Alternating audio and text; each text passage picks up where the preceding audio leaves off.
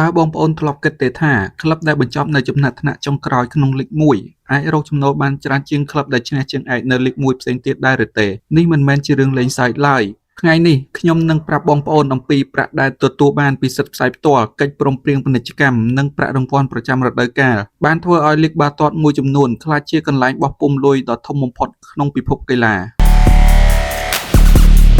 ចំណាត់ថ្នាក់លេខ5ចាប់ផ្ដើមជាមួយនឹងលីកកំពូលប្រទេសបារាំងលីកអងគឺជា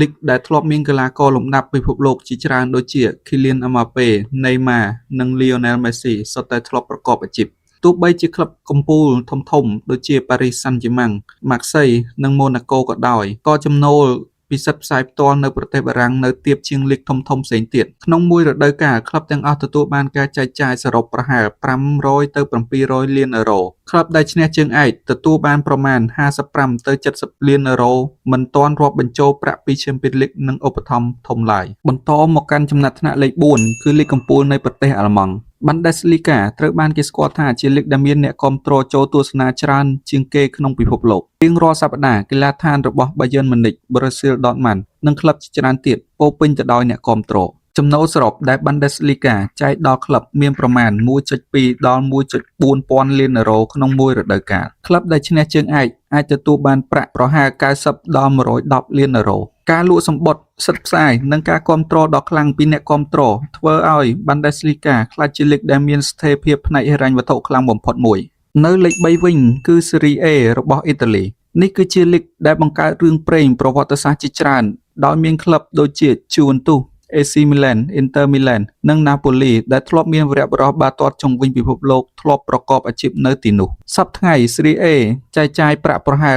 1.4 ដល់ 1.6 ពាន់លានអឺរ៉ូក្នុងមួយរដូវកាលក្លឹបដែលឈ្នះជើងឯកអាចទទួលបានប្រាក់ប្រហែលពី90ទៅ110លានអឺរ៉ូប្រហាក់ប្រហែលទៅនឹងលីកកំពូល Bundesliga នៃប្រទេសអាល្លឺម៉ង់ផងដែរទោះបីជាមិនសូវសម្បូរទៅដោយប្រាក់ដោយការពីទសវត្សរ៍ឆ្នាំ90ក៏ដោយ Serie A នៅតែជាលីកដែលទាក់ទាញអ្នកគាំទ្ររាប់រយលានអ្នកទូទាំងពិភពលោកមកដល់លេខ2គឺ La Liga របស់អេស្ប៉ាញលីកដែលមានក្លឹបយក្សដូចជា Atletico Madrid, Real Madrid និង Barcelona ជារៀងរាល់ឆ្នាំ La Liga ចែកប្រាក់ប្រមាណសរុបប្រហែល 1.7 ដល់ 2,000 លានអឺរ៉ូដល់ក្លឹបដែលជាសមាជិកក្លឹបដែលឈ្នះជើងឯកអាចទទួលបានច្រើនជាង100លានអឺរ៉ូពីការចែកចាយក្នុងលីកមិនទាន់រាប់បញ្ចូលពីប្រាក់ Champions League នៅឡើយការមានកីឡាករលំដាប់ពិភពលោកនិងអ្នកគាំទ្ររាប់រយលាននាក់បានធ្វើឲ្យ La Liga រក្សាតំណែងជាលីកដែលមានតម្លៃពាណិជ្ជកម្មខ្ពស់បំផុតមួយនៅក្នុងពិភពលោកហើយទីបំផុតលេខ1ដែលគ្មាននរណាអាចប្រជែងបាននោះគឺ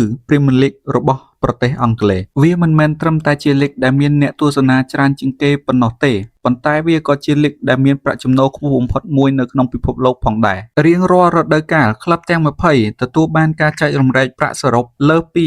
3,000 លានផោនពីសិទ្ធិក្នុងការផ្សាយផ្ទាល់ក្នុងស្រុកនិងអន្តរជាតិកិច្ចព្រមព្រៀងពាណិជ្ជកម្មនិងប្រាក់ឧបត្ថម្ភផ្សេងៗអ្វីដែលគួរឲ្យភ្ញាក់ផ្អើលសូម្បីតែក្លឹបដែលបញ្ចប់នៅបាតតារាងក៏អាចទទួលបានប្រាក់ច្រើនជាងក្លឹបជើងឯកនៅលីកអឺរ៉ុបមួយចំនួនផងដែរចំណូលដ៏មហាសាលនេះអនុញ្ញាតឲ្យក្លឹបអង់គ្លេសចំណាយរាប់រយលានផោនលើការផ្ទេរកីឡាករនិងប្រាក់ឈ្នួលនេះជាមូលហេតុដែល Premier League នៅតែជាលីកដ៏មានឥទ្ធិពលមួយនៅក្នុងពិភពបាល់ទាត់ដូច្នេះនេះគឺជាចំណាត់ថ្នាក់លីកបាល់ទាត់អឺរ៉ុបដែលមានប្រាក់ចែកចាយខ្ពស់បំផុតលេខ5គឺលីកអងរបស់ប្រទេសបារាំងលេខ4 Bundesliga របស់ប្រទេសអាល្លឺម៉ង់លេខ3គឺ Serie A របស់ប្រទេសអ៊ីតាលី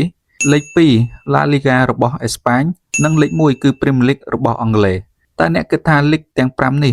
ស័ក្តិសមនឹងឈរនៅតាមលេខរៀងខាងលើដែរឬទេសូមបញ្ចេញមតិយោបល់របស់អ្នកនៅខាងក្រោមដើម្បីឲ្យខ្ញុំបានដឹងផងបើអ្នកចូលចិត្តវីដេអូបែបនេះសូមកុំភ្លេចចុច like subscribe និងបើក notification ដើម្បីទទួលបានវីដេអូថ្មីៗពី channel របស់ខ្ញុំបន្តទៀតសូមអរគុណនិងជួបគ្នានៅវីដេអូក្រោយ